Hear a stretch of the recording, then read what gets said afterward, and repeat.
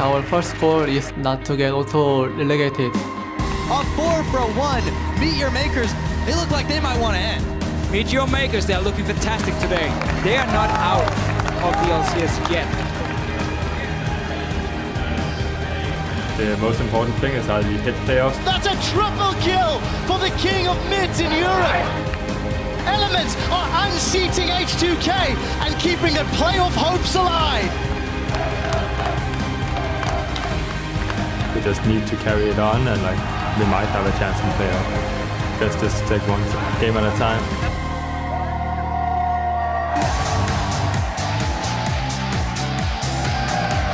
Welcome back to the European League of Legends Championship Series, broadcasting to you live from Berlin, Germany.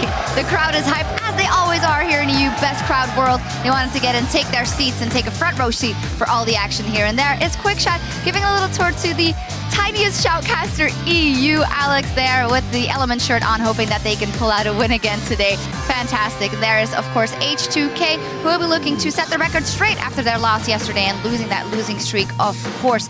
And then finally, there Odoamne is setting up, and MYM also entering the building a little calmer, ready for the battle here and knowing that they absolutely have to get another win on the board. I'm Eefje Sjokse-Poortre at the helm of the analyst desk, and joining me is our guest for the week, former world champion Lauri Cyanide Happonen, as well as the 80 carries for the Unicorns of Love and the Copenhagen Wolves, Vardax and Freeze. Welcome to all of you. Thank you. Yeah, very nice to have you guys here now with just 3 games left to play in the spring split for the teams. The playoff race is heating up. Let's see where we left off yesterday with a look at the standings. Still alone at the top of the tables is, of course, SK Gaming, with Fnatic hot on their trail just to win back. The Unicorns of Love are tied up in 4th at 8 and 7, with the Copenhagen Wolves rounding out the top 6 at 7 and 8. Now, Elements are alone in 7th, and Meet Your Makers have tied Giants in 9th, as both teams fight to stay out of auto relegation. Now, and of course, we saw some changes to the EU LCS with the introduction of patch 5.5 yesterday. Tanks in the jungle. There was 100% win rate for Cinderhulk. It was purchased by half of all the junglers yesterday, and that is compared to the 10% of junglers that bought the Juggernaut enchantment beforehand. It has had a fantastic impact. Yeah, this item brings the much needed variety we need in the jungle to actually get to play different champions. I think it's really amazing. It scales really well into the late game. Like, the damage when it scales up is even better than Sunfire, and sometimes when you stack a lot of HP you end up getting like 800 or something for the price of 1.4k after the smite upgrade, so it's pretty insane. Yep, very big impact there of the Cinderhulk. What to you guys has been the biggest trend yesterday? Because obviously there's the jungle items, but there's a lot of other changes that can cascade off of that. Freeze, what has been the most interesting thing for you? Well, I wouldn't say interesting, I just have to hit the junglers a bit longer before they die. So nothing unusual, but besides the jungle, there didn't change much.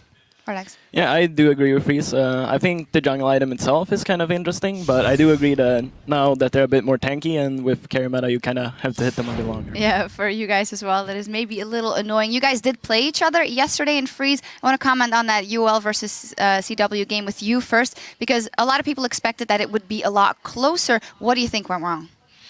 We had a plan going to the game, and we didn't play it right. That's what I can say. We had bad decision makings, bad engages, and we got caught a lot. And we didn't go to the late game where we wanted to be, because they had 5 dragons at 30 minutes, and that's pretty impressive.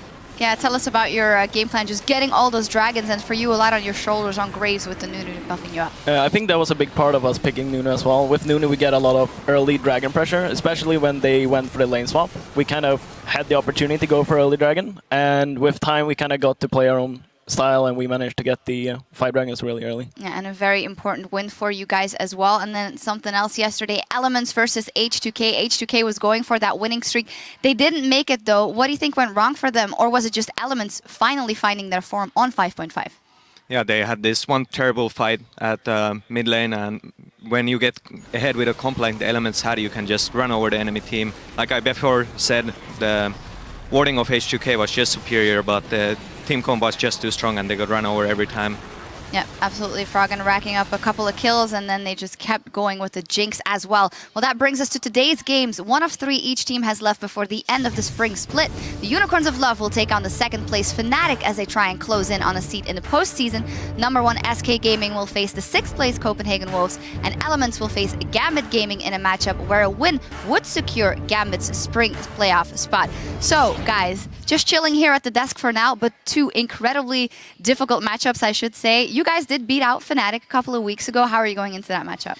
I think for us, since we already played them once, and we actually did really well the first time when we managed to pull out a win, we're actually very confident, and we have strategized a lot before this game, so we're coming in very confident in this match. Yeah. Do you think it'll be an incredibly explosive match? Because the way you guys both played yesterday, it could be over in 15 minutes. We usually tend to play very aggressive, so I definitely expect there to be a lot of action in this game. All right. And then Freeze going up against SK Gaming after yesterday's result, absolutely needing that win as well. They're still number 1. We saw some cracks in the armor at IEM. Do you think that they've recovered enough?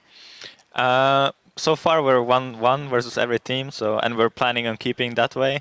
So you can expect a fight from us. All right, we will see that a bit later. But before the games get started, we want to hear from you. So get on Twitter and send in your questions for our guest analyst, Cyanide, with the hashtag AskCyanide. So now's your chance, guys. Is there anything you want to ask Cyanide, Freeze? Do you like the meta now? Yeah, I've always been a tank jungle player to the heart, and I actually wish I could be playing right now, but I'm too bad, so... Fardax, anything? I actually don't have a good question in mind. No worries, that was a pretty solid answer. For the rest of you at home, be sure to tweet your answers at LOL Esports with the hashtag AskCyanide, and we'll put Cyanide in the hot seat later today. Oh. Now, until then, it is time to get into our very first matchup of the day between Meet Your Makers and H2K. Now, considering H2K's hard loss yesterday, now may be MYM's chance to pick up a win and climb above Giants in the standings. Let's start by taking a look at that lineup for MYM. Of course, in the top lane, JWoww, then Horo, Corey, Mr. Owls, Noxiac, and Yamato Cannon. They're tied for last place with Giants, 1-1 in the head-to-head. But yesterday, again, Noxiac was saying in the video, I will save MYM, but it seemed to be Horo once again that did really well for that team. Yeah, Horo was just going in with no fear all the time, and Gambit was just so out of coordination. Like, the teleports were coming in always way too late, and it was like Horo going on Betsy, and Betsy being half HP, and then it's like, okay, let's try to turn this around for some particular reason, but it always fell flat. Yeah, they got their lead and then closed out. Do you think it was more Gambit being not playing that well and MYM capitalizing, or did you see some glimmers of future hope?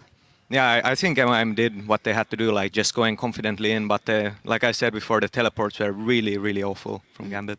Well, Vardags, you guys did lose to MYM as well also a couple of weeks ago. What do you think? Is this kind of the potential that you've seen in that team? I do think MYM lately has been playing really solid. So I wasn't actually surprised that they played so good against Gambit yesterday, and I actually expected them to do really well. And I actually expect them to do really well now towards the end of the split. All right, well, they have to overcome H2K in this one. Let's take a look at the lineup for H2K Gaming. Odoamne, Lulex, Ryu, Hjarnan, Kasing, and Prali. Their winning streak was broken versus Elements yesterday. They got the lead as usual, Cyanide, but actually it was one mistake that cost them the game. Yeah, this was the infamous mid-fight. It's going to come up in a second, but what happened here? All right, yeah, so here Kasing just goes on Reckless, which would be good, but Hjarnan is completely out of position here, and even his position is not the best. And Kog'Maw is just not doing anything this fight. Reckless manages to survive, and Froggen gets free room to do whatever he wants, just going in, even killing himself, feed for the win to get mana for the ulti and getting a triple kill. And like I said, against a comp like this, you can't get behind. No, indeed, and I did also feel like H2K was going more for comfort picks and 5.4 picks, and they were kind of, adapting to what was new. Freeze, what do you think? Is this just a bump in the road for H2K? A lot of people have said they might be the best team in Europe. Well, I would say they were the best team at 5.4, but we scripted them enormous amount of games, and they seem that they're off of the meta. They are unconfident playing the certain champions that are played right now. They don't know how to play versus them, and they're just seeming to be a bit off from the meta. A little bit lost. Well, they did crush MYM back in week 2 in under 30 minutes, and that was before the Mimer JWoww swap and before Noxiac coming in for MYM, so it'll be a super interesting lineup. It's time to send it over to the casters, but first we'll get some insight from